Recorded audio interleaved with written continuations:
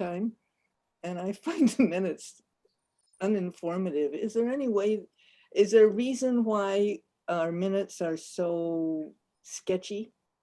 Is that according to some tradition or according to the way the law is formed about minutes? Could we have a description of what we really talked about and maybe decisions we made? I don't know if this is the moment, but that's my question. Okay. Assistant City Manager Ramberg, you have some thoughts? Yes, thank you, Commissioner Brodowski. The practice in Mountain View across all advisory boards and the council is to prepare what's called action minutes. And this is a consistent practice across government agencies where there are digital records of meetings where people can have verbatim information available to them by topic to and that is more accurate than summaries and also much more timely. Does that, oh, I was going to say, Member Brodowski, does that answer your question, or did you have more clarification? Yeah, I just wanted to ask, you mean that because they're recorded, the fact that we can get back to the recording is considered sufficient? Correct. Yeah, thank you. Okay. Okay. So any other comments or questions about the meeting minutes? It doesn't look like it. Would anyone like to make a motion to approve the meeting minutes? So moved. Okay, seconded? Seconded. Thank you. Ms. Ramberg, would you take a roll call vote for approval of the minutes? Yes, Chair Ayar. Yes. Vice Chair Frank. Yes. Member Brodowski. Yes. Member Langton. Yes. Member Sandhu. Aye. Member Tang. Aye. And Member Wang. Yes. Motion carries unanimously. Great, thank you. With that, we'll move to discussion action item number 5 on the agenda. Item 5.1 is an update from Chief Chung on the Mountain View Police Department 2021 annual report. Chief Chung, over to you. Thank you, Chair, and good evening, Commissioners. I don't have a PowerPoint per se because the PDF of the annual report is available. However, if the Commission would like, I can put that up, but I was just going to kind of take you through conversationally instead of going page by page by page. If you'll recall about this time last year, as I was giving the annual report for the prior year, we kind of had to go through a exercise in like a time travel where we have to remember that this report is a snapshot in time. And this one is for 2021. So if we think back to life in a mid-pandemic, I guess you would say, world in 2021, this was kind of the snapshot in time that we captured. So with that, we saw some of the similar trends as the year before in terms of the different calls for service. This year we had, or this in 2021, we had approximately 29,000 calls for service. So this includes calls coming into our dispatch center, as well as anytime an officer chose to do what we call self-initiated activity. Maybe they're stopping and talking to somebody, if they're pulling someone over for speeding, or if they see what they think is criminal activity. Going over towards the page 4 part of the report, I just wanted to highlight the general makeup of the department, which is largely reflective of the makeup, the racial and ethnic makeup of the city of Mountain View.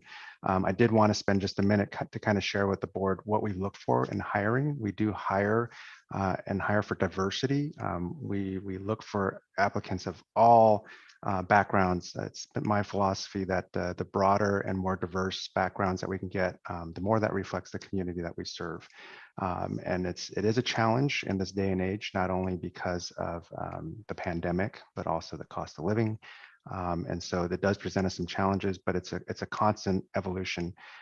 Just for your awareness, when we do have a shortage, it does take roughly about a year for an officer from the date of hiring through the academy, which runs about 6 months, through 4 months of what we call a field training program when they're out on the street paired up with a senior officer. Um, and then finally they're out on their own. So it's about 10 or 11 months. So the pipeline is something that we would try to keep full. Moving on to page 5, you can see our org chart, and this is a little bit different than the one I showed you last meeting, and that's because this one is more of the budget summary. So again, it's already a little bit outdated in the sense that Deputy Chief Nowaski has since retired, and new in 2022 is we've downgraded that position. So instead of 1 deputy chief and 2 captains, next year at this time, you'll see an annual report that talks about no deputy chief and 3 captains. So as we look at some of the different crime trends in 2021, we did see a small uptick in assaults. Property crimes stayed relatively flat. I will tell you in the first quarter of 2022, we did see an increase in property crimes. And I think we can correlate some of that with the world in a sense opening back up and just so much more pedestrian vehicle traffic out on the streets, which also includes, unfortunately, the criminal element. Page 12 talks a lot about our contact data. I won't go too much into that because I think you all remember last year, research fellow Alex Stevenson presented a pretty in-depth presentation on a deep dive into our contact data. The thing to remember there is that, you know, as you look at the different charts that show different people stopped racial makeup, we have to look at that data and more 3-dimensionally in the sense that it doesn't mean that the city of Mountain View has like a bubble around it that, you know, it's just that snapshot in time. We, like everyone else in the Bay Area, has a very transitory population. So, you know, if you have any questions about that, or you'd like to see that report again, towards the bottom third of that page, there's actually a hyperlink in the PDF that will take you back to the staff report that you all saw at this time last year. Happy to report that last year we were able to ramp back up our PAL program and our mentoring. It's really exciting for our SROs to be able to spend some time, especially in that mentoring capacity. It's just a lot of time really of making crafts, goofing off, kicking balls and playing sports with the kids. We're very thankful to our Mountain View Public Safety Foundation that is able to fund and administer and oversee the PAL program. And the Neighborhood and Event Services unit that I referenced earlier during the public comment, this is on page 20 now. This is our unit that primarily deals with our unhoused and homeless population.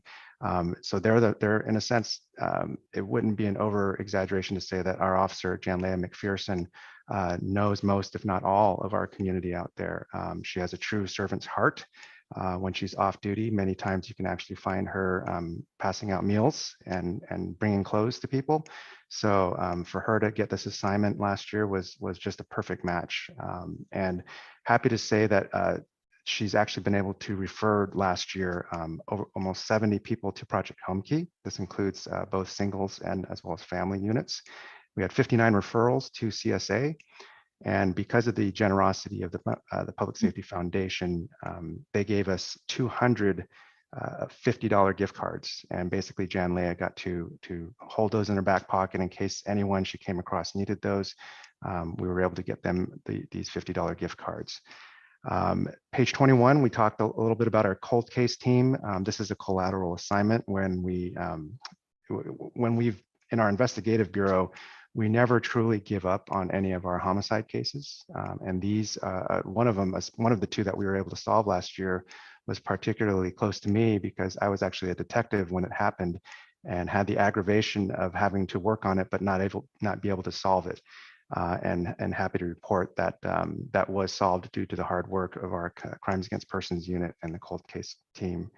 And lastly, just on the last page, I think we wanted to just pay tribute. I don't know if any of you had the honor and just pleasure of meeting our department chaplain, Mother Champion.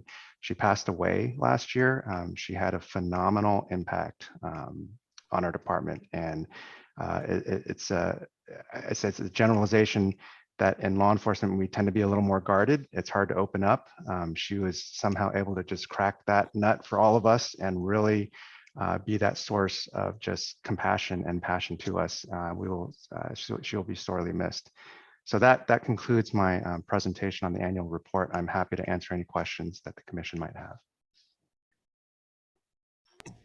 Thank you, Chief. Let me open it up to board members. If you have any questions or clarifications, go ahead and raise your hand, and then I'll go to public comment after we have our first pass. Member Tang? Thank you for the report, Chief Song. I was looking through this report and then also past MVPD reports, and I'm really curious as to like, is there any criteria for like what's included in the annual report every year? Is there not to say like a standard, but like what expectations are there for what's included in the annual report? I think it's just evolved over the years. To answer your question, there's not a specific standard per se from city to city. We're certainly open to recommendations. If there's something you'd like to see, we can start to capture that. We are a data heavy type of department. We collect a lot of it. The problem with data, obviously, is even with the data that's presented in the current report, you can see it's just a lot, right? And the downside of data is when it lacks context, it's very hard to understand. So we try to balance that. But if you have something that you'd like us to include, we're certainly open to that.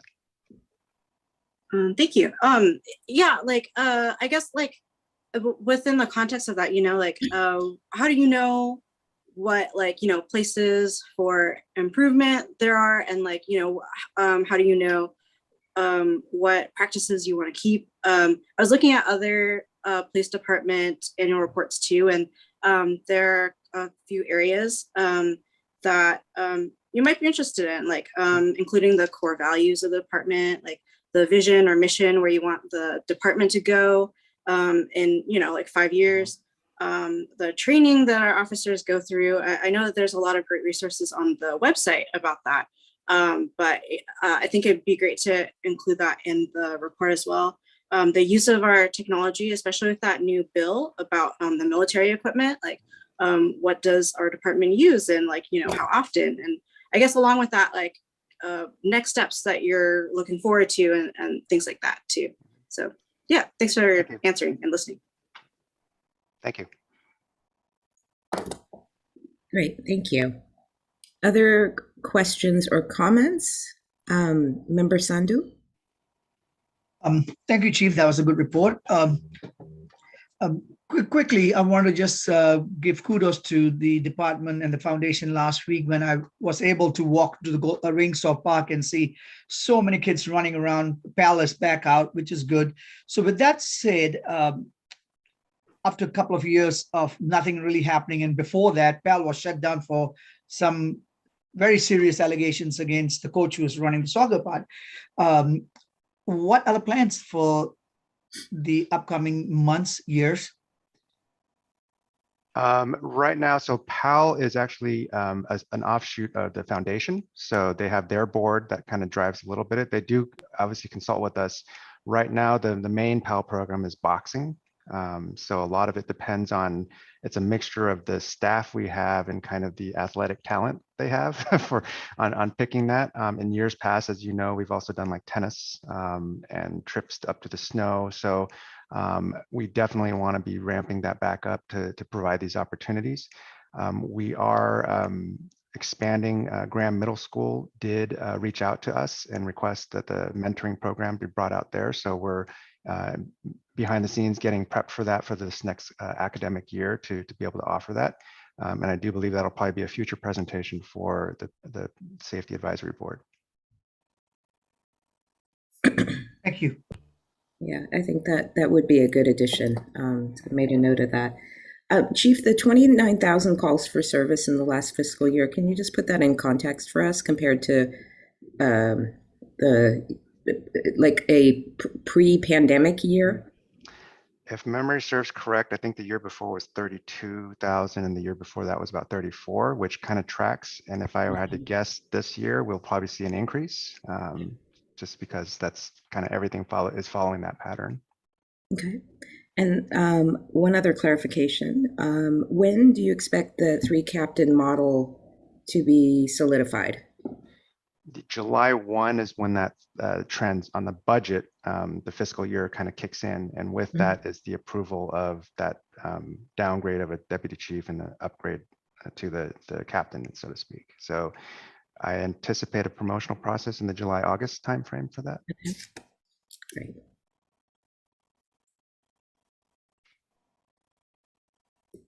Okay, any other questions from the board before I go to public comment? I don't see anything, so I'm going to go check and see. Looks like we have one person, no, two people for public comment. You have 3 minutes each. We'll first go to Dana Peaty. Hi there. I'm calling in with just a few questions about this. Thank you, Chief Shunk, for your presentation. The first is a small detail question. On page 9 of the report, it refers to gang crime, and I was just curious how gangs are defined and how they're distinguished from other kinds of social organizations. I heard you mention earlier the importance of providing context for data, and as a math teacher, I couldn't agree more. That feels like really useful context to me to interpret that information. My second question is about the SRO program, specifically to the development process of the YSU handbook. I know that it's an ongoing process, but I was surprised that there wasn't any mention of it in an annual report. Even though it's an ongoing process, if this annual report is a snapshot of what's happening this year, it feels that talking about and developing, a vision for the SRO program has been really significant this year. So I was just curious why there was no mention of that. And then just a slightly broader question. I was just curious, what's the intended use of the report? Who is the audience and how does this report get used in the future? And what kind of feedback is being elicited from Psab tonight? When this board was first established, I was under the impression that, the purpose of this advisory body really is to provide thoughtful advice and recommendations to the city council. And it feels as though the annual report is a prime opportunity to take a snapshot of what's working well in the past year. What are those areas of improvement? I love to see, what seems to be going well in the report, but I'm curious about those areas of improvement, goals for the next year. And that feels like a really rich conversation that isn't happening tonight. In the agenda file, it looked like the staff recommendation is that Psab receives a presentation, and I'm just a bit concerned that that language is a bit too passive. Thank you for your time. Thank you. Our next public speaker is Tim Mckenzie. Please go ahead. Hi, all. I'm also curious about context a little bit. It's really unfortunate to hear that we're seeing property crime rise as we're emerging from the pandemic. But just to put things a little bit into context, there is, in terms of crime, theft, property crime, these sorts of things, there's actually about 3 times as much wage theft from working class people who are not being compensated for overtime or for breaks by their employers. There's about 3 times as much of that compared with all property crime, thefts, burglaries. I know stealing of catalytic converters is a huge problem that we've been facing lately, and that must suck of trying to go start your car and then it won't start. And that's really unfortunate. I appreciate all the work that's being done to try to make that not happen. But in terms of context, there is about 3 times as much wage theft from low wage workers by employers compared with all property crime that exists.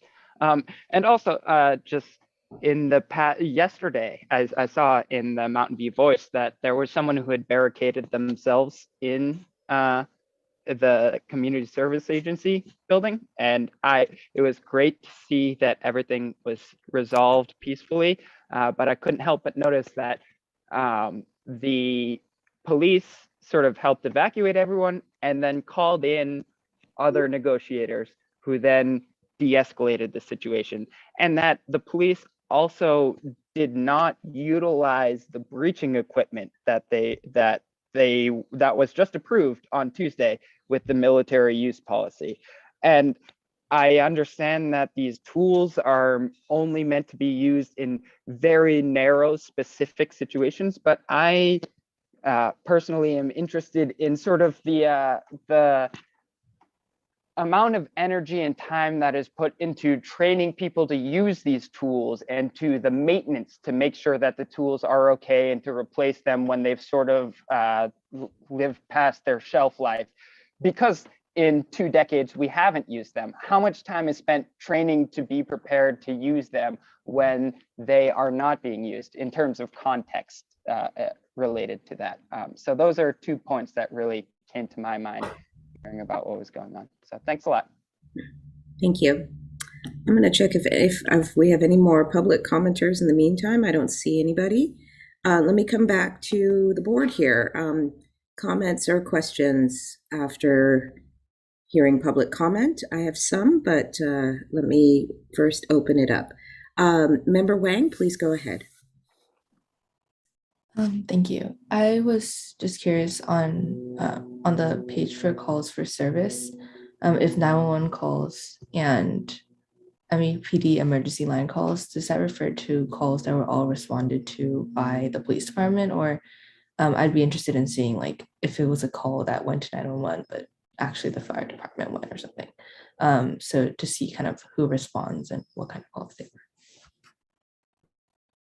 If you're referring to the calls going into the dispatch center, yeah, it's actually one and the same. So in our dispatch center, if you call 911, you get the call taker who is sitting next to the police dispatcher and sitting next to the fire dispatcher. So depending on the call, sometimes it goes one way or the other, sometimes it's both.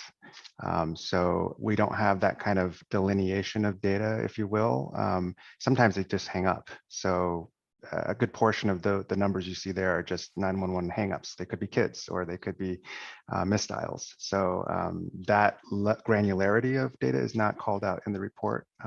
But if you'd like, we can go into more detail on how they triage these different types of calls. Thank you. Okay, other questions? Otherwise, I will ask mine. Okay, I will keep an eye out for hands up because I have several questions. Chief, of the 29,000 calls for service, are those marked as either before, during, or after as mental health crisis calls? So we have in our database something, I think everyone here, I don't want to presume, but if you're familiar with the term like hashtagging something and the way hashtags work, so we can code it. It's another way to say that is when we're on a call and the officer feels or the dispatcher feels that it has something to do with mental health, we can put a hashtag CIT, which is critical incident response. That's one way that we can data mine all of the calls we do, because then we would search for that one hashtag and find out how many of those calls were mental health related. I don't have that figure with me right now, but we can provide that at a later date. Okay. Captain Canfield, that would be great to bring back to a future Psab. I think the subcommittee might be, and others may be interested in that data. Thank you in advance. I'm going to repeat some of the questions I heard from the public because I don't know the answer and I'm interested. What is, page 9 was gang crime. What is the definition of a gang, Chief? So it requires like two or more who are kind of gathered with some sort of affiliation with a criminal intent. So generally we can tell this either by, we have gang members who we know are validated gang members, which means that either through their own statements of affiliation or tattoos, sometimes that are very specific to the gangs, and the nature of the crime, that we can give it that designation of a gang-related case. We have officers within our staff who are gang experts, and they're court-certified experts on this. So what will happen is, if you take let's just for example, a series of burglaries that we find out are committed by a particular gang, and maybe the intelligence that they find out in the interrogations or whatever is that it was done as a means of to join the gang, you got to commit a crime. So these gang experts that we have would then testify in court and be recognized that there's certain, these series of crimes were done not only just to commit the crime, but also in furtherance of the gang. And that's where you would get kind of cases that would receive that title. Okay. And do gangs, do they get a hashtag as well? I'd be interested, Captain Canfield, in a future meeting to understand the trending hashtags for the police department. We try to keep the trending hashtags low for the sake of the officers, so they're effective. But that's certainly something we can look at. I'm interested in that because that is a very modern way to get a snapshot of what's happening in a city. So I'm interested in real briefly hearing about that. Okay, so I also had a similar question to Ms. Petey, which was the SRO, all of that angst we all went through late last year on the SRO topic. That didn't get a lot of mention. And curious, Chief, if that was intentional because we're still in the process of developing the manual and some of the other things, or what's the thinking on including things that are, getting worked on in the annual report? Traditionally, we've only reported completed items. Okay. I'm sure in hindsight, maybe a sentence or two that we had this meeting and that there was this action and that we're in development. Certainly, we can do that. And we can try to make a note to include that in the future. But it is something that's in progress. And I think I'm thinking out loud here, not only for just the SRO item, but I don't want to take away from the kind of the purpose of the annual report, which is mainly historically just been a kind of a data of statistics, right? Mm-hmm. So Okay. if the direction is that the public wants more of here's what we're working on, that's certainly something we can entertain. I would also kind of direct the commission to maybe even follow our social channels because we do put a lot of what we're working on or in the moment type of information on our social media feeds. Yeah. That makes sense. Member Brodowski? Yes, about the gangs.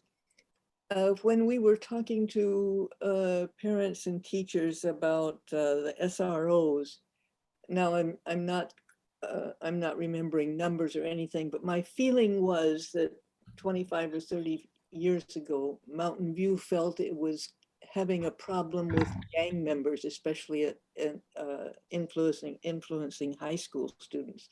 And this was one reason to ask SROs to be part of the school. And my question is, and I'm asking you for your feeling, because I don't imagine you have, or if you do have numbers, that would be nice.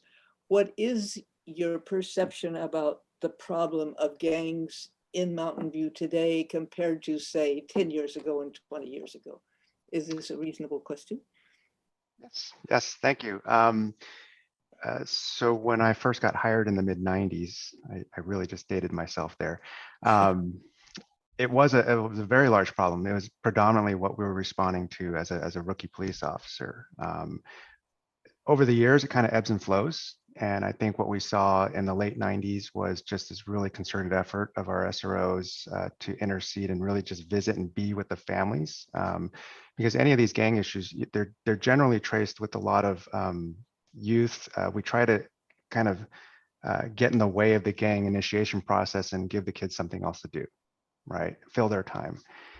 So we saw a lot of success in the late 90s with that. So there has been a overall downward trend. That being said, there's still a gang presence now, not only in Mountain View, but also just in the region. And occasionally gangs from other jurisdictions, it comes down to the turf wars, right? You're on my turf, I'm on yours. In fact, I believe it was 2021, one of our shootings on El Camino Real was deemed a gang-related shooting. So, it's something we're constantly on top of. Our gang investigators are always networking and talking to their colleagues from all the other agencies because we very much have a pulse on which groups might have more tense feelings about another group. And we try to intercede and really keep the temperature down and not have it spill over onto the public streets. Thank you. Member Sandhu? Yes, right. I'm glad, Joan, you brought that up. Right, regarding the gangs, what is the, usually we think about the traditional gangs, Serenos and Norteños. Those were the ones from the 80s, 90s, 2000, I remember those. And what other gangs have come into the city?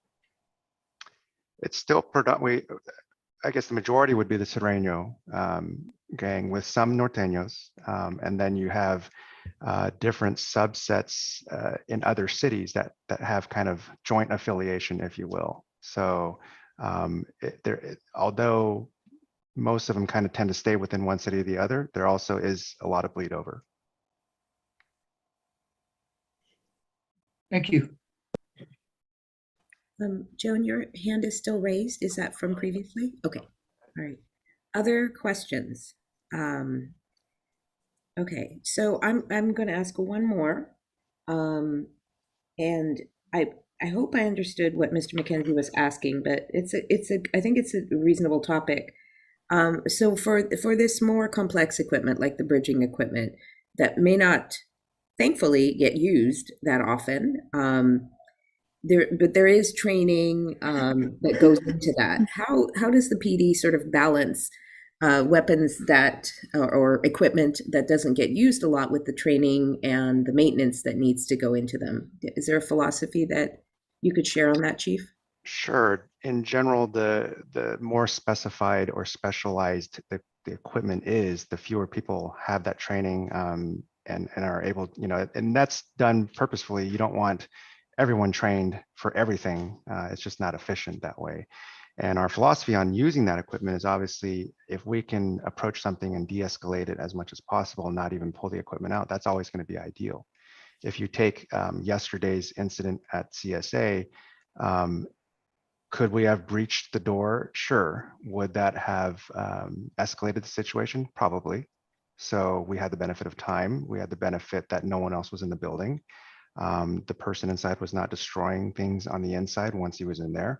So there's no need to go and grab more specialized equipment. Now, if we change these factors around and there's other people trapped inside and the person inside hypothetically is aggressive or destroying property, then we do need to come up with contingency plans on getting through doors, locked doors, getting through barricaded doors or walls. And so having different specialized equipment gives us a lot more tools in our toolbox. And that's all done with the vein of keeping our community safe. I don't want to be in a position where we could have been able to rescue someone or save someone's life, but we didn't have the right tools to do so. That's never a position I want to be in. Thank you. Okay. With that, I'm going to scan the Zoom room one more time. I don't see any other hands up. So let's move on to item 5.2. Thank you, Chief, for your update. This item will be presented by Assistant City Manager Ramberg and members of the Subcommittee for Mental Health, myself, Member Tang, and Member Wang. So, Ms. Ramberg, over to you.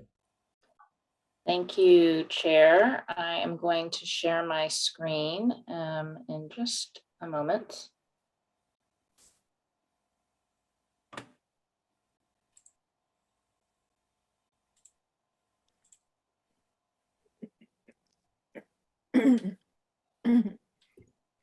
Apologies for the delay.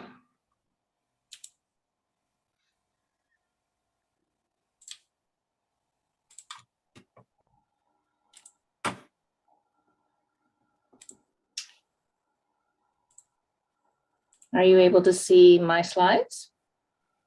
Yes.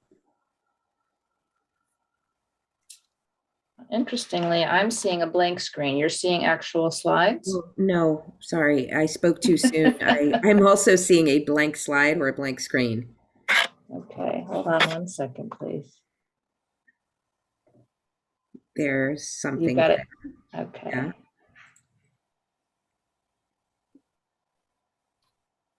There we go. How's that look? Good. Very good. Thank you so much. I appreciate your patience. So on behalf of the subcommittee, I am going to give a status update covering the background, the scope of the subcommittee, what the work plan steps are and where we are in the process as a subcommittee and the next steps. Just a little bit of background that your board began looking at mental health crisis response models that are alternative to police response. In one of your very first meetings back last summer in August, when the county behavioral health staff came and talked primarily about the mobile crisis response team, or MCRT, and also what was still at a relatively early stage of development, a new mobile model that had not yet been named, but since became named TRUST, which is an acronym that stands for something that I'm not remembering at this moment.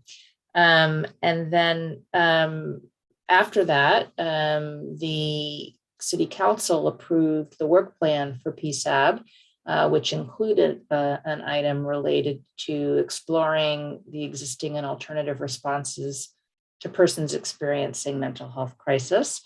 As was noted earlier, a big focus for the Psab first around that timeframe was the assessment of the SRO program. So it was not until February 24th at that meeting that the Psab heard an update on both the MCRT program, which had quite an update since August, in that the county Board of Supervisors approved the expansion of that program to add a brand new MCRT team, and having that team be based in and focused on North County, potentially based in Mountain View, Palo Alto, or Sunnyvale area. And also updating on the TRUST program. And then it was the action of your board to form the subcommittee, which is Kavita and Eva and Jeanette. At the meeting in February, this was a slide that was shared to kind of explain the focus in crisis response, where if all you had was police officers with the normal model of response, that would be the most intensive level of service, and would be obviously, as noted, very heavily directed by police. And there are alternatives to that police-driven model. We have one that is kind of homegrown, which we talked about in February, the Behavioral Services Unit. There is another pilot program that the county has called PERT, or the Psychiatric Emergency Response Team, that's operating in just a couple of sites, Palo Alto, and then there's a South County site. The MCRT is kind of a step down in terms of the level of care, the acuity of the issues that are presenting themselves, and the level of response that's needed, with the potential for institutional response being higher, the higher up you are in the pyramid. And then the new program is more community-based, and able to still be a crisis response, in that this is not somebody who can wait until their therapist appointment in the following week, but somebody who needs attention right now, but can be kind of kept calm or brought back to a calm or balanced place in the community with that community-based approach. So that continuum of programs is helpful for framing the scope of what the Psab's focus is, and the subcommittee scope, which I will go over now. The purpose of the subcommittee's work is to help inform and raise awareness about these new mental health crisis response programs in Mountain View, especially the two county programs. Even though MCRT is operating, it is really focused a lot on South County, both in terms of where those teams start from and where they do most of their work. That does create delays, as was the case for yesterday's emergency. We weren't able to have the benefit of that MCRT team right away.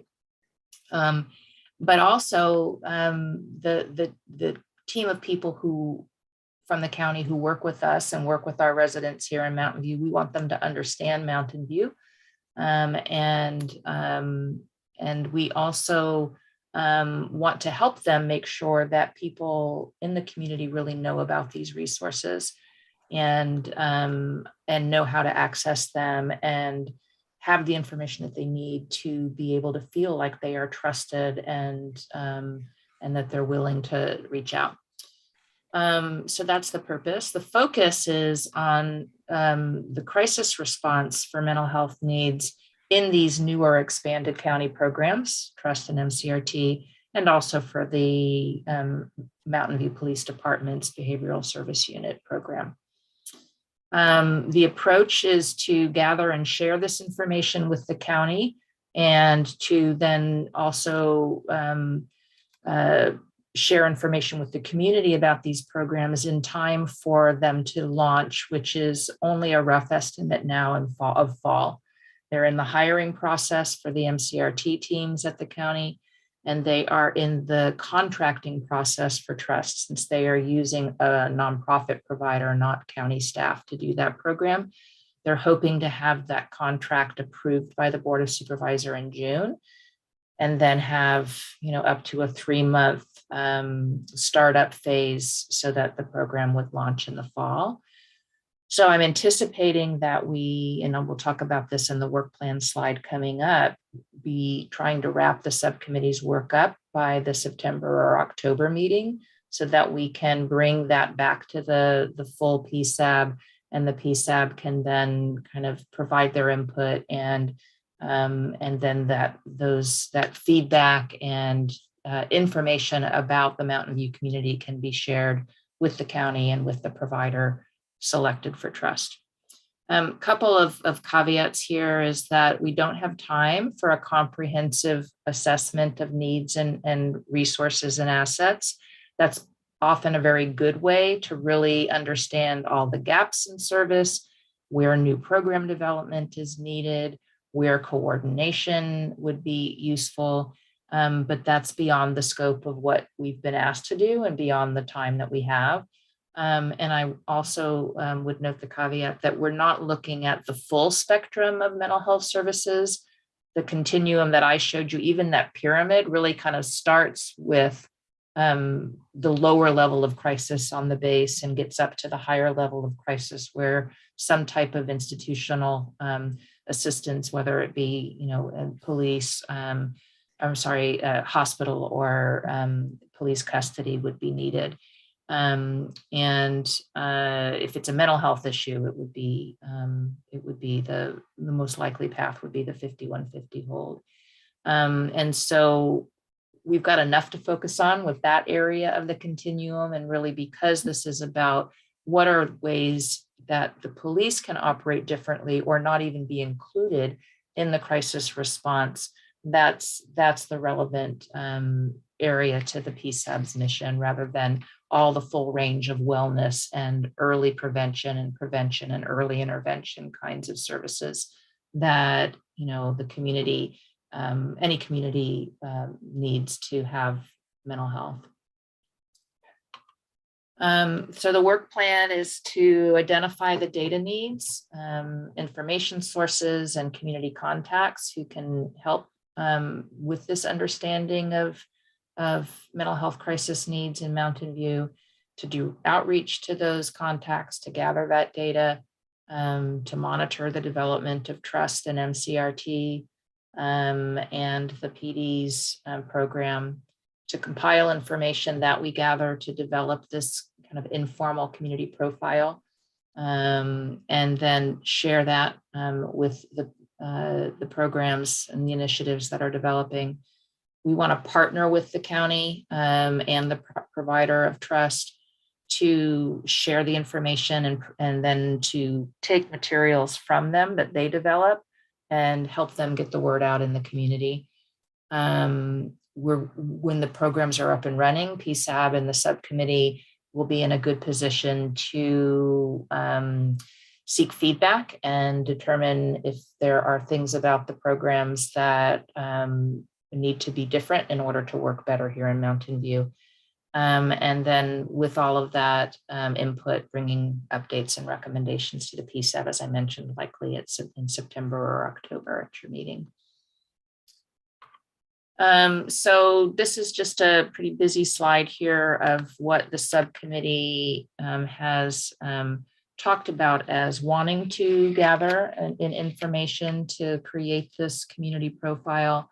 And some of these things, like for example, the hashtag CIT is in that first bullet, the Mountain View Police Department mental health calls or contacts, the things that get coded or tagged in that way, some of which are even being collected now as part of the RIPA data that Captain Canfield will be able to speak to later. And then other kinds of indicators of crisis that can be gathered as data, for example, suicide rates, overdoses, and then a little bit less quantitative is the anecdotal information about what people who work with community members who are experiencing mental health needs are seeing in terms of the presenting issues and the trends in the volume or acuteness of the crisis that they're seeing. We also want to gather information about what are the resources that are available and what pathway are people using to get to these resources, including the pathways that they're getting to seek help when they're in crisis. If they are at the point of being in harm's way for themselves or to others, how are they accessing help? What do they know about how to do that, and who's working with them to get them that help? And then, in order to de-escalate and keep the crisis de-escalated, what kinds of, again, resources and pathways and obstacles are there? Just in terms of the general community, the demographics, I think, are going to be helpful to the county. Certainly they can look up statistics as well as, as we at city staff or on Psab can do, but this will be something perhaps helpful that we can pull together and compile. And then even in the conversations with the key contacts, try to understand the degree to which these demographic differences may be showing up differently in the mental health needs that people have and in their access to resources. And then finally, and I should have said at the beginning that this kind of information was something in my conversations with the county behavioral health staff members that they said would be helpful for them to have. And they included this category that I might not have thought of around community attributes. Like, for example, do you have a train track, right? That wasn't something that I would have thought, although we do know we've had suicide by train track in our community. And so making sure that they have a familiarity with our geography, with our thoroughfares, with our transit centers, with our neighborhood areas, with school data, what are the kind of pressures and issues that are happening in schools, and then also what are some of the resources, what kind of community engagement. I mean, I think Mountain View is not an isolated, lonely city, at least in my experience. When I go to community events like the Multicultural Festival and see, hundreds of people out and connecting with each other, there's ample opportunities for that in our community. There's a lot of engagement of people, be it at, council meetings or in leadership academies. And so I think, knowing those attributes is an important part of the profile. And then the status to date is that the subcommittee has met twice. We've refined the scope and shared it with you tonight. Thank you, Jeanette, for setting up a share drive to coordinate the committee's work. We've brainstormed about the data needs and key contacts, some of which have been divvied up amongst the 3 subcommittee members and myself. And then we've begun gathering that information, whether it be reports or talking with key contacts. Thanks again to Jeanette for drafting interview questions that we've had a chance to have input on that we can use to have some consistency in what we're asking of the people that we reach out to. And we've begun that outreach. And so, and part of that outreach is, as I mentioned, is, is to the county, so that's been my focus so far, has been talking with the county and also with Mike to get some of this data that's internal, or that we, at least the PD, have good access to. Jeanette has been focused on reaching out to the schools. They have wellness coordinators and support service professionals, and she can speak to that and where things are with that. And then Kavita and Eva have had a few assignments that they've taken on so far for nonprofit and community group contacts, and more of that to come. So we're still kind of in the early stages of that. But I did want to pause and turn over to the three subcommittee members to see what they would like to share about what they're hearing so far, or where they are in their outreach.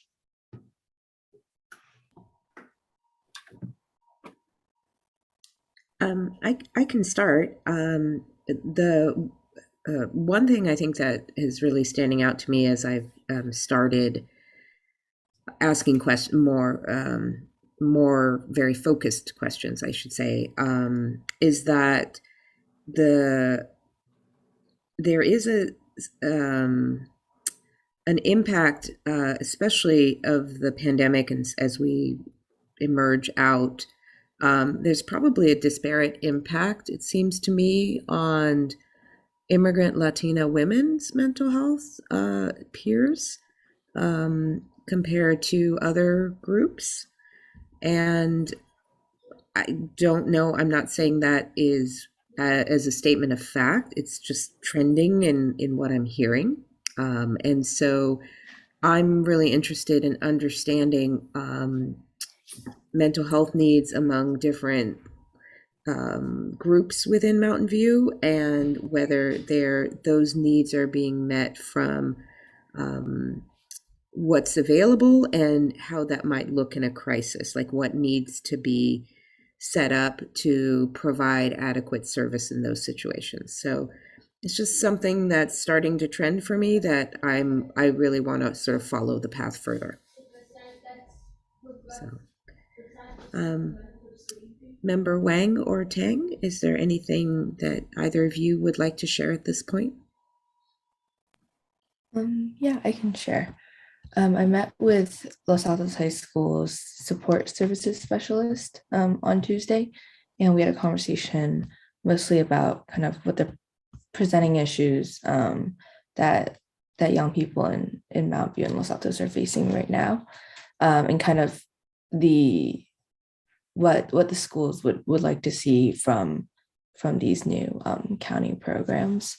And I think some of the highlights from that conversation, that feels like the wrong word, but some of the major points from this conversation was that the kind of three biggest, I guess, crisis issues that students are facing right now is self-harm, sexual assault, and substance abuse. And she really wanted to point out that substance abuse has become more prevalent in the past couple of years, and that currently the number of students experiencing psychosis and intense anxiety is also increasing, and their symptoms are also increasing.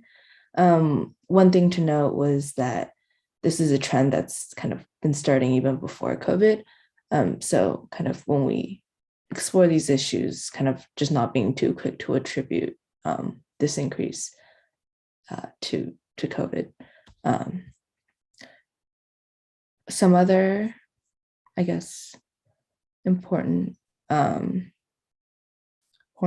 things is that I think it's felt by the high school professionals right now that there's a lack of kind of communication between the county services and the schools. They don't, and kind of the crisis process, they don't receive messages when students are put on a 5150 hold or from anyone throughout the process, unless the students choose to tell them afterwards. And kind of they're kind of unclear about kind of what the resources are. So that's definitely something that that we should focus on when we go back on informing the community to make sure that the counselors know where they can send students. So that was to note.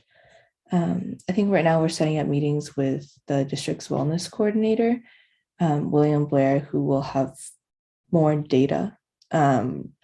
Miss Gallego, who I spoke to, is the one who actually kind of interacts with the students. So kind of for a more like high level data, we can get that from William Blair.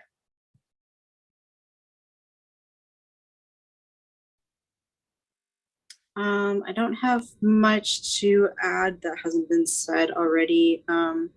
The orgs that I contacted since our last meeting haven't gotten back to me yet.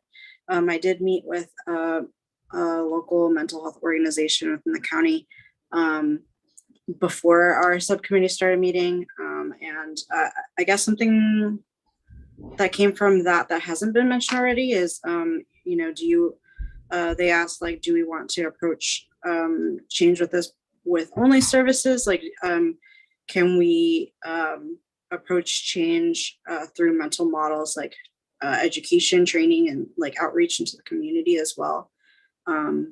So might be something that we can look at as well. Thank you.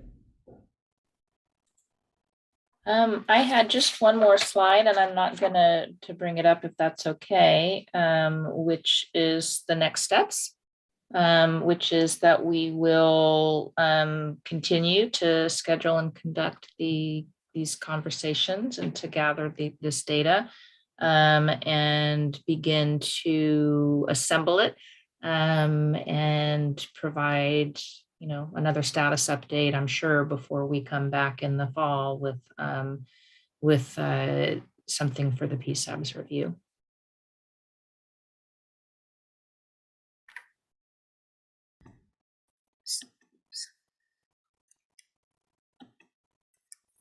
So with that, are there any questions or clarifications from the Psab at this point? And then I will open it up for public comment. Okay, I don't see any hands raised. So let me go and see. We do have one person for public comment. Tim Mckenzie, please go ahead. Hi, all. It's great to see this starting to happen. I'm reminded a little bit of an old aphorism, an ounce of prevention is worth a pound of cure. I think it's where by looking only at the crisis response, we're sort of missing upstream signals that will be easier to intervene on. Although I recognize that that's partially related to the scope of the board. The Public Safety Advisory Board has been very narrowly defined as related to police things. That's why when some members of the public ask about, well, why isn't the fire department involved? It's Psab is about the police, and those upstream signals before the crisis response are somewhat ignored. I'll confess the cynic in me says that like I've always viewed that this has been a little bit of theater more than actually trying to change things or be able to reimagine systems. But the mental health subcommittee is the place where I am actually most excited and most looking forward to what's going on. I really appreciate and look forward to the work that's going on with this. This is something that the pandemic is kind of a before after event that we're going to be dealing with the fallout from this for years. It is going to be way more complicated than we'll be able to deal with, and we have to start somewhere, and crisis response is a good first step. I really look forward and hope that we can expand this in future meetings of Psab, and look forward to seeing the work that comes out and recognizing what the needs truly are, how we can maybe intervene before we get to the crisis point. This is this is, I think, a very important thing to do. And as council member Wang, board member Wang said, a lot of these things were present before the pandemic, and the pandemic just kind of revealed them. And I think recognizing that and seeing what we can change that was already present beforehand, and how we can reimagine systems to help us and be more human towards each other. I really look forward to the work that the subcommittee is doing, and I hope that we will be able to expand and get to the point where we don't have to worry about what the crisis response is, because we won't get to a point where people are in crisis. So thank you so much for the work you're doing on this. Okay. Thank you. It doesn't look like any other hands are raised, so I'll circle back to the board to see if there are any last questions or comments. Are we on the right track as a subcommittee? Anybody else have anything they want to add? Okay, guess we're doing okay. Oh, Member Sandhu, almost. Yes, sorry about that. But just timing was off a bit. Yeah, I just wanted to say thank you so much for doing this. This is something which is very, very important. Mental health is paramount, especially in any age, actually. But if we can nip it in the bud to say earlier, before it becomes a real crisis, that's important. And thank you to the subcommittee. Thank you. I guess I was fishing for a compliment there. Thank you. It was kind of obvious. Okay, appreciate you responding to that. I don't see any other hands raised. So with that, we will close item 5.2. Thank you, Assistant City Manager Ramberg, for leading that discussion. We appreciate that. We're going to move to 5.3, update from the Psab Subcommittee on Police Contact Data. This item will be presented by Captain Mike. Thank you, Chair. As the board knows, the Subcommittee for RIPA data and racial stop data was formed as part of your work group, or your work plan rather. The subcommittee at this point has met twice and will continue to meet monthly moving forward, looking at the action items. And this last month was a discussion with Sergeant Matt Atkins, who's our Professional Standards Unit Sergeant, and he oversees our RIPA, essentially internally our RIPA data collection and submission. Sergeant Atkins went over the program as a whole, as well as diving into more specifics related to our department policy as it applies to RIPA, and looking at identifying areas of recommendation as the subcommittee moves forward, specifically to the manner in which we audit and examine our RIPA entries and officer worn cameras, and how that's best integrated. Just for an idea of where we are now in this first quarter, there have been roughly 5,000 entries into our DOJ portal. There have been about 24 errors. And just for some background that the subcommittee received, the errors are so far have been identified initially as an issue related to contacting multiple subjects. However, each contact needs to be denoted in the system with a different time. So even if everyone was contacted at once, if the officer placed one time for all 5 people, those incidents received a kickback. So we're happy to see that those issues seem to be a training issue, and we're getting accustomed to this new system and haven't seen significant errors, after we launched essentially. So I think a couple dozen initially out of 5,000 is pretty good, but we'll continue to monitor that and provide that information to the subcommittee. Moving forward, our next month's meeting will have esteemed research fellow Alex Stevenson. This was the meeting we're looking forward to and kind of trying to make the schedules line up for. Alex obviously prepared a very robust research presentation for us before, based on our previous data for racial stop information. And he's going to provide both a general background into the types of data that he recommends the subcommittee examine, also the frequency and the manner in which they would examine it, but also be open to questions and inquiries, based, coming from the subcommittee. So I'm definitely looking forward to that meeting next month. And I know that it's going to be very informative and will help to inform and direct the work of the subcommittee. And that's pretty much it for our work heretofore. I don't know if any of the other subcommittee members have anything they'd like to add, but I think that's pretty much it for the work that we've done so far. Captain Mike, could you remind us who the subcommittee members are? Absolutely, thank you. The subcommittee members are Vice Chair Frink, Member Langton, and Member Badovsky.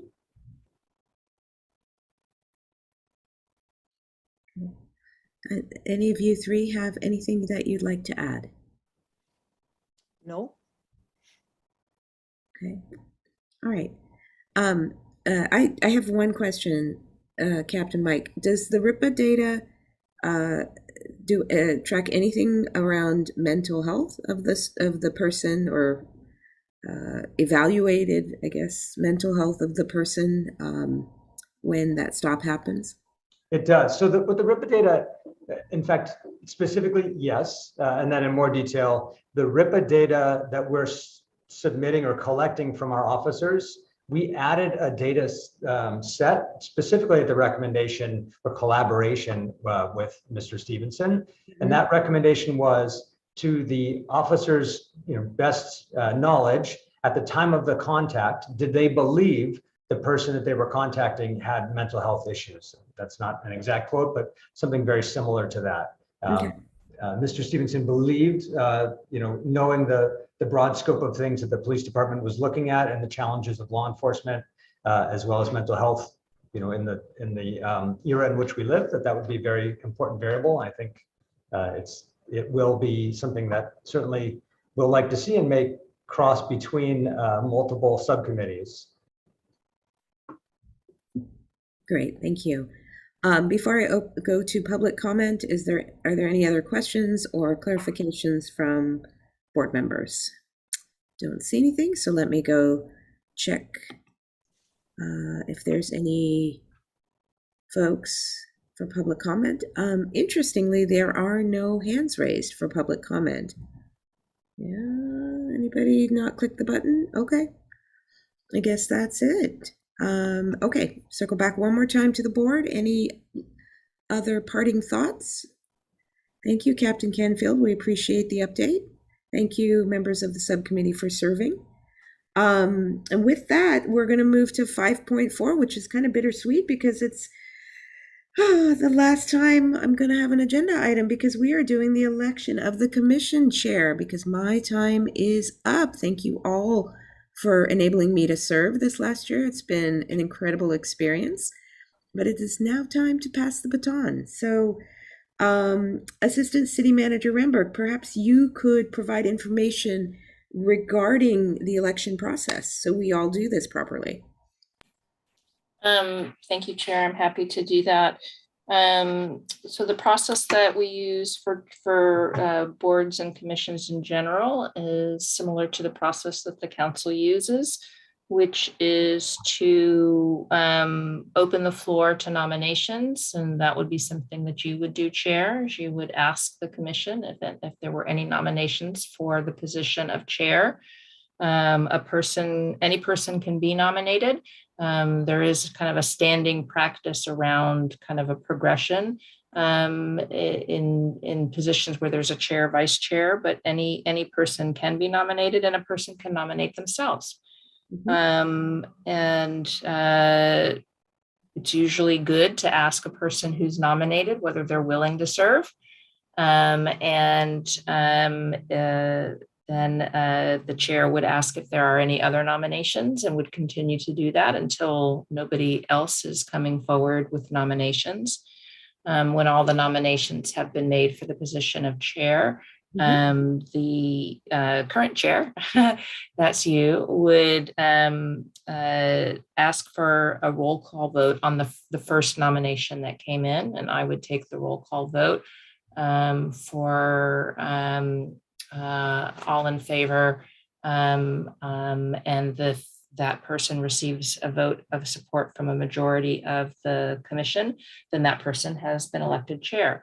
If there is not a majority support, then the second person nominated would have be similar process to take a vote and so on until one of two things, either one of the nominations receives a majority support, or all the nominations have been voted on and none have a majority of support, under which scenario the board could have discussion and see if there are any changes in nominations. Not that there would need to be, but then there would need to be a revote and see if that will result in a candidate receiving a majority vote. Once that's done and there is a chair selected, that chair will take over the running of the meeting, and then we'll run through the exact same process for the vice chair, calling for nominations and following those same steps. Okay. Did that make sense to you and to the rest of the commission? Yeah, I think so. I have two quick clarifications. So a nomination does not need to be seconded. Is that correct? That's correct. It is. Okay.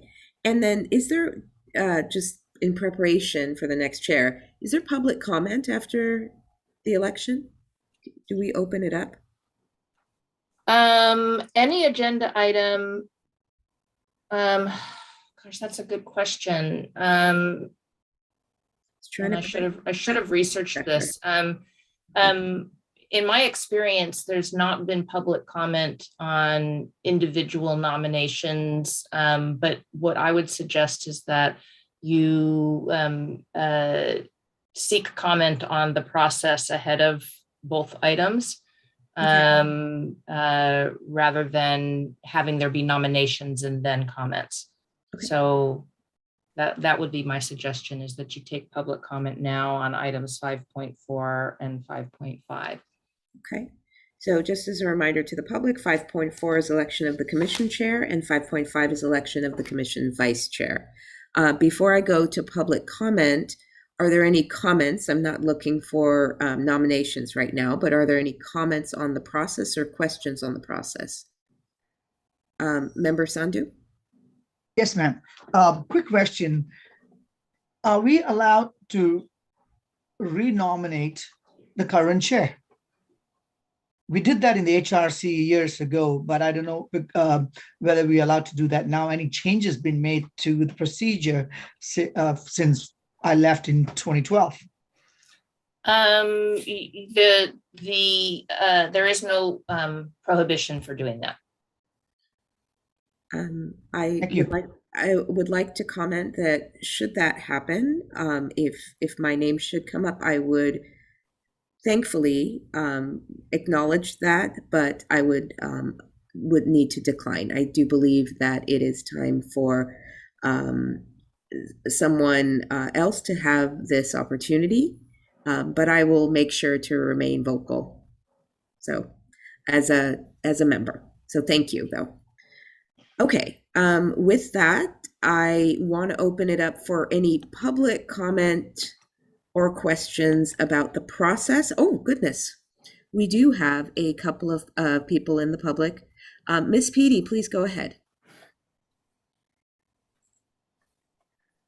Hi there, just a process clarification. I'm allowed to comment on item 5.4 and 5.5 right now, right? You are. Wonderful, thank you so much.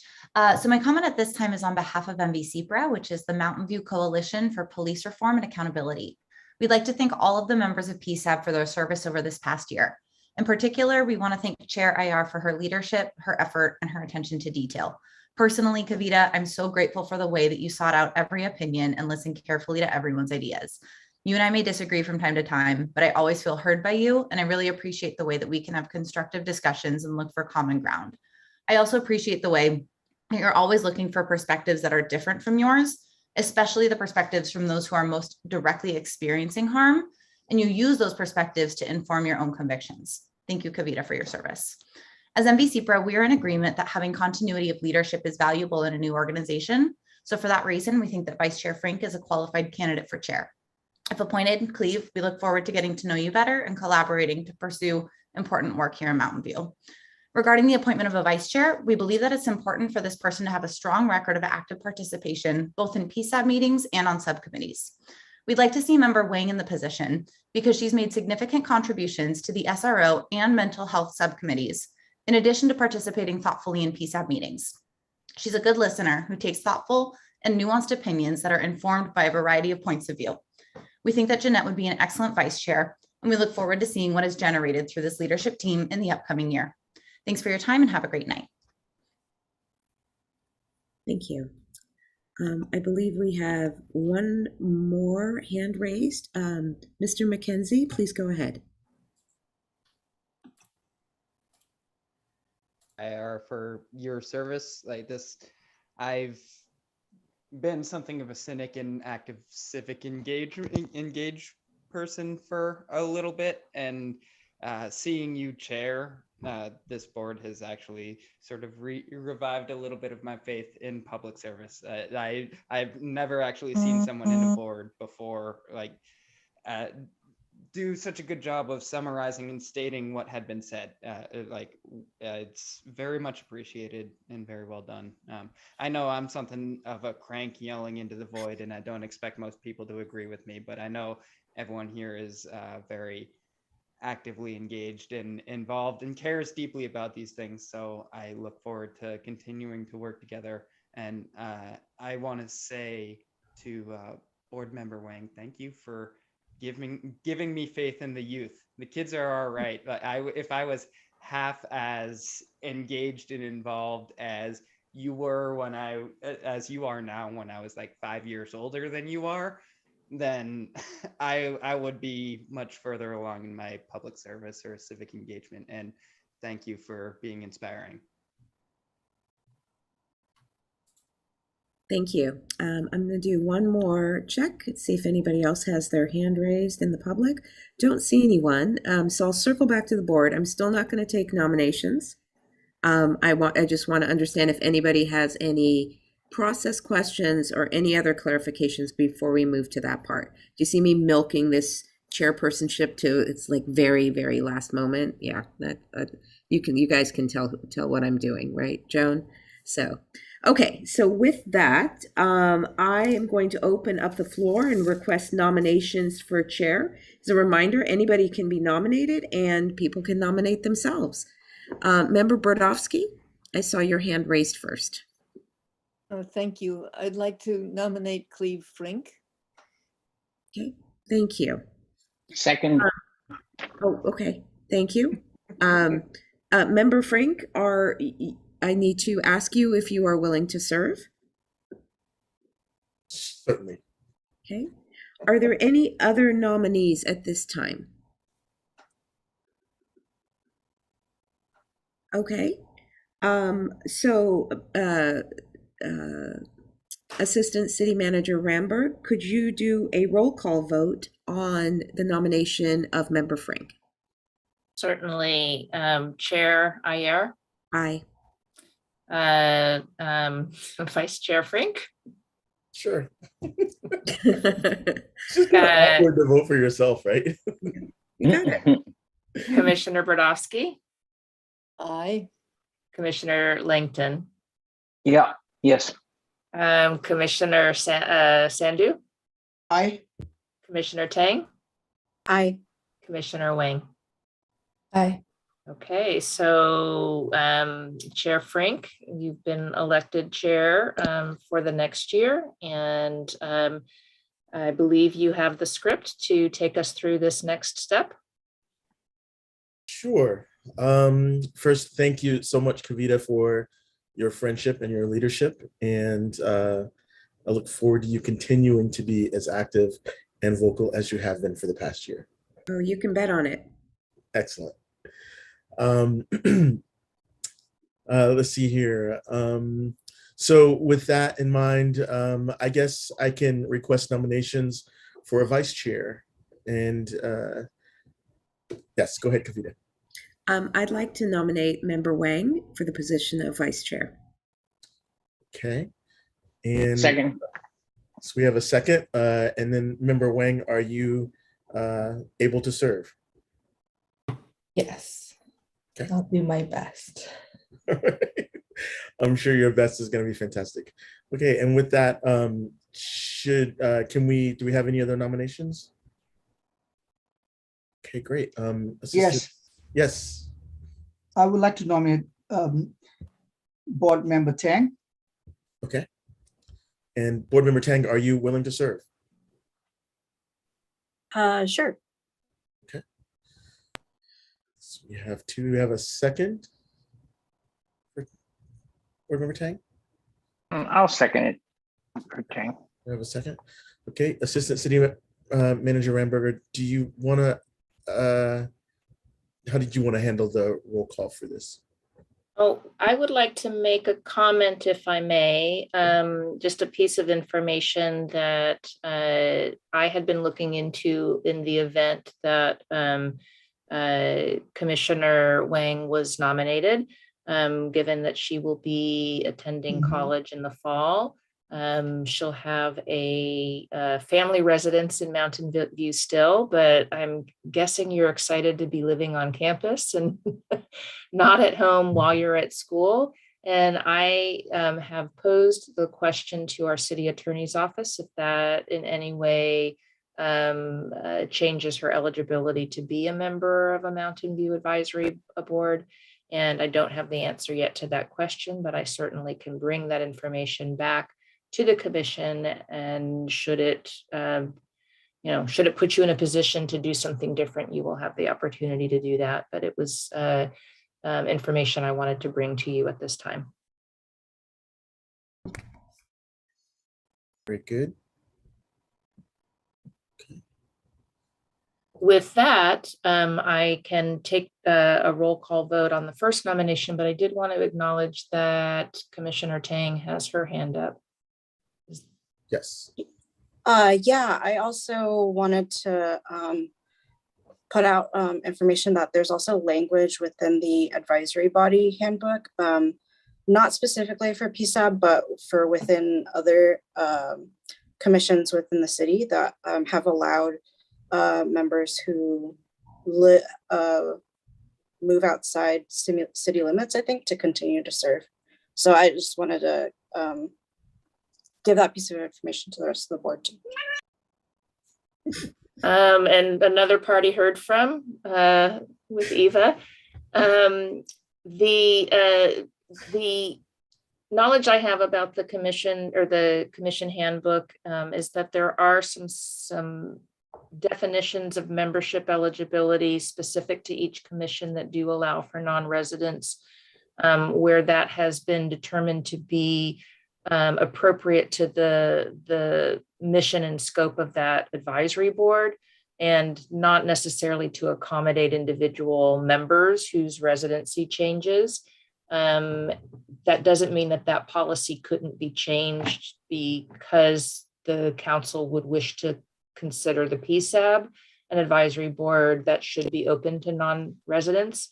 But that would need to be a policy decision by the council to do that. Because it is specific to each commission and to their mission. And so I think the first question really is the question of what the residency will be, given Jeanette's particular circumstances. And I just unfortunately don't have that information available for you tonight, so that, you can make the decision without that information, and then we'll see where we are when we get the information in. But it's my understanding that your residency doesn't change when you move to college, right? Because you still vote in your home state, in your home district. Isn't that correct? That's certainly true for voting, and that may be true for this purpose. I'm not an attorney. It's not for me to be able to make that ruling. I need to have advice from our attorney's office, and they are looking at it. Very well. So if there are no further questions, our first nominee is Jeanette, and I can do it by a show of hands of all in favor of it. Maybe if you put up your reaction hand, that'll be a little bit easier for me to make sure I'm catching people. All in favor of Jeanette as vice chair.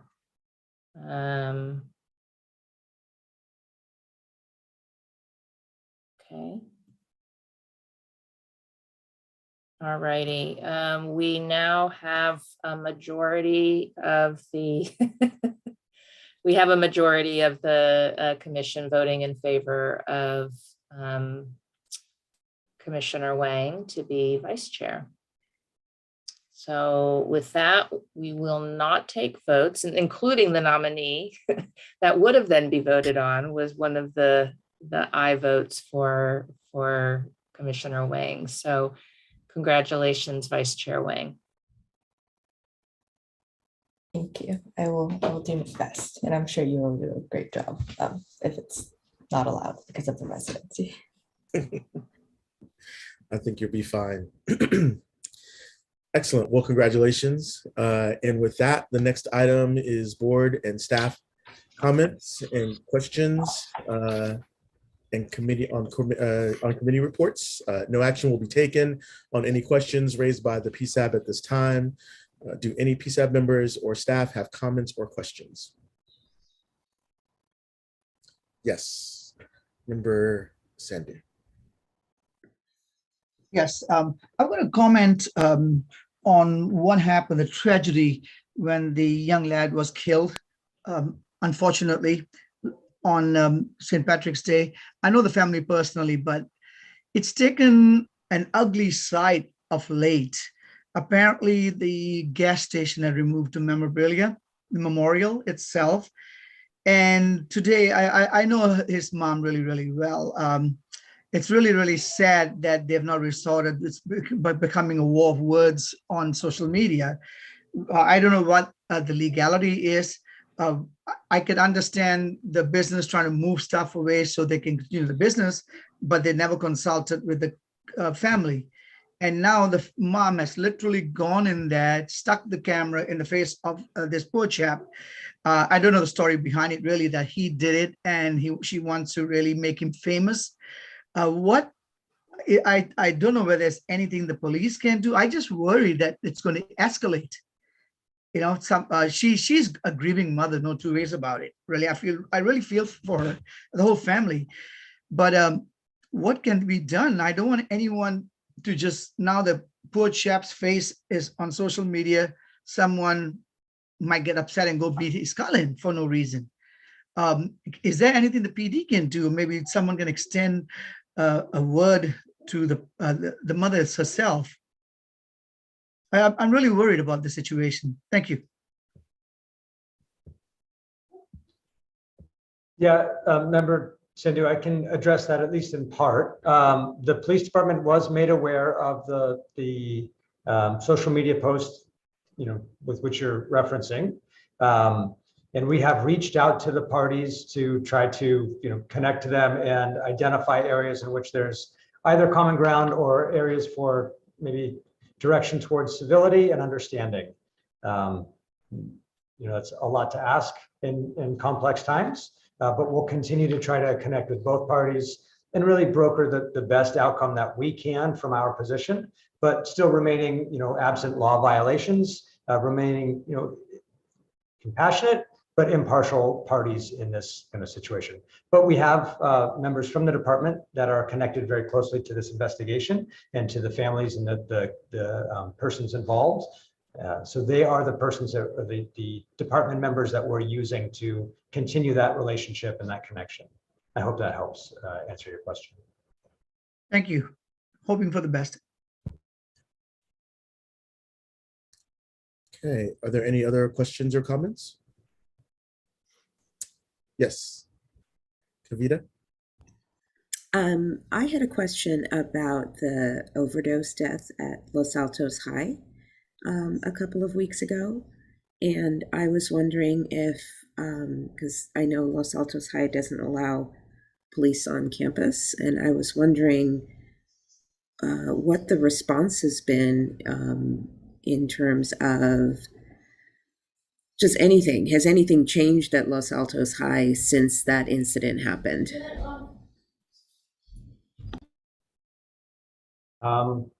So I don't know that law enforcement isn't allowed on campus. Just to be clear, my understanding is that the city council removed their SROs from the high school campus. And Right. similar, but may not be identical. I can't say, yeah, I can't say what is going on at Los Altos High School specifically, but certainly the case is very important to the police department and the community, and it is not, not something that we have forgotten about or moved on from. And it highlights the importance of the classes in the education and probably for the evolution of the information provided to our students, certainly in part in our SRO training and education and engagement. And Mike, may I ask, is that case even in our jurisdiction in Mountain View? In this case, yes. The victim of the potential or suspected fentanyl poisoning, I have not read the most up-to-date aspects of the case, so I don't know if it is in fact, if that's come back. But that victim lived in the city of Mountain View, although she attended Los Altos High School. So it is our case. I believe Member Tang was next. No, Member Wang's had her hand up before me. I'm sorry, I didn't see it. Member Wang? No worries. I also kind of wanted to speak to the same thing. I go to Los Altos High School, and this person was my classmate. And kind of a couple months before, we had presentation that's just like district wide. So our district is just the high schools, on the dark web, and also on drugs. And it was not a very great presentation. It was not a great presentation. And I want to talk to you, Mike Canfield, about kind of making sure those presentations come through SROs. And before we were talking about kind of what can police officers speak better or are better equipped to speak about. And I think those topics are those topics. So even if kind of these presentations can't be given to Los Altos High School, if we could have SROs speak to Mountain View High School about these issues, I think they would be they'd be handled a lot better than the way that the district kind of presented the information. That sounds important. Absolutely. Member Tang. Thank you. I was gonna email Captain Canfield about this. I had like a big star that said "Ask Mike," but I figure since a member of the public asked me about this, it's good to ask you right now. Since Andre's death, has there been what's the status on like a safe routes to school kind of program for kids of Mountain View? So there was I believe it was through the BPAC committee. There was a presentation, but it may have been completely separate from all the committees and just a public meeting. But there was a meeting specifically about what is being done and the work that's been done both at the location and ideas about what's coming as far as infrastructural changes or examinations, or at least the review of it. Safe routes, there is a recommended safer route to school related to Andre's neighborhood, specifically to the mobile home park, to Graham School. So that has been provided and is public for the community to see. And it was, I'm fairly certain, although I was at a different meeting, I'm fairly certain that was presented very soon after the unfortunate collision. And I don't know if it was available before or not, but certainly it has been presented to the public already. Thank you. And interestingly, so for 3 years, I worked on the borders of each school boundary in Mountain View for middle schools and elementary schools. And a big portion of that work was ensuring that the smallest number of students possible would have to cross major streets or major intersections in order to get to schools. And I know that work has been done, and it doesn't mean that everybody, that there aren't any kids who have to cross major intersections or major streets, but we did work really hard to sort of make that number as small as possible, and it's really sad that this has come about. Member Brodowski. Yes, Jeanette, could you be more specific about what was the matter with the presentation that you received from the person who spoke to you at Los Altos High School? Yes. You just said it was bad. Oh, yeah. We had a presentation about the dark web, which just told us exactly how to get to the dark web. And then, how useful. right? And then our drug presentation, one point, I guess this is just an example, but a point that was made was that sometimes people don't want to try drugs until they see pictures, and then they show us a bunch of pictures. And it was kind of just like, here are all your options, rather than, I guess, kind of informing us about anything relating to drugs other than what all our options were. So I think there's areas for improvement. I know there's like, I'm glad that there's an effort being made to have these presentations at all. So I just think that maybe we could work with SROs to kind of improve the information that we're receiving. Do you think they might have pointed out some of the dangers of drugs, or didn't they? Well, I'm sure they did, but kind of from the perspective of a high schooler who's receiving this mandatory presentation, I'm sure there's better ways to go about it that we could work on. All right, thank you. We got to bring back the frying pan with the egg. Remember, this is your brain and this is your brain on drugs. Or does anyone remember that? Am I dating myself? I don't know. Okay. Yes, explain. I remember that.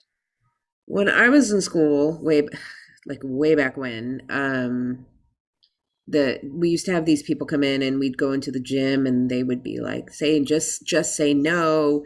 And then the ad campaign was a frying pan, and then they would crack an egg. This is your brain on drugs, and it would sizzle and get all burnt on the outside. It was just a very sort of stark visual image of what happens when you use drugs. So that's what I remember. I don't know if it was effective or not for people, but it was very kind of visual. So you certainly remembered it.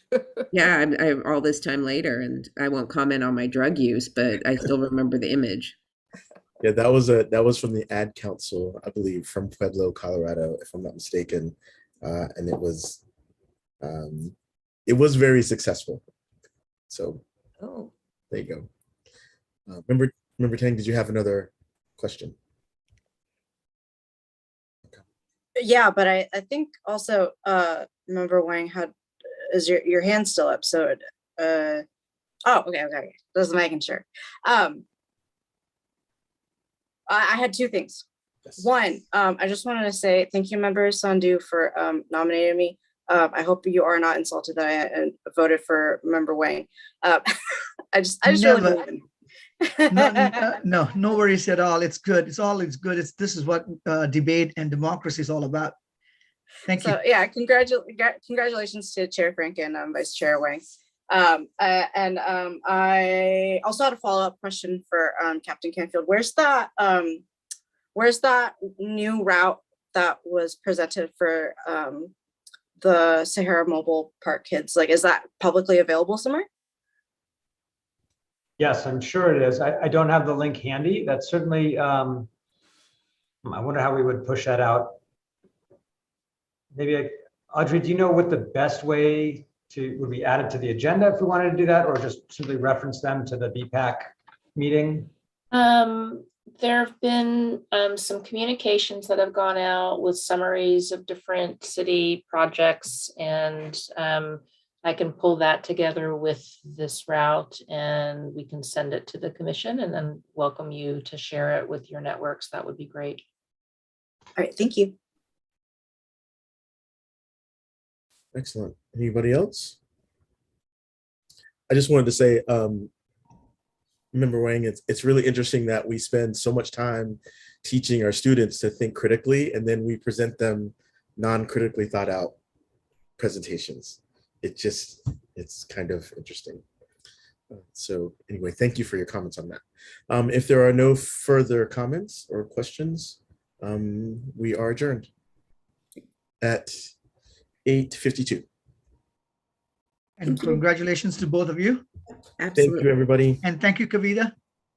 Wait, Ms. Ramberg has something.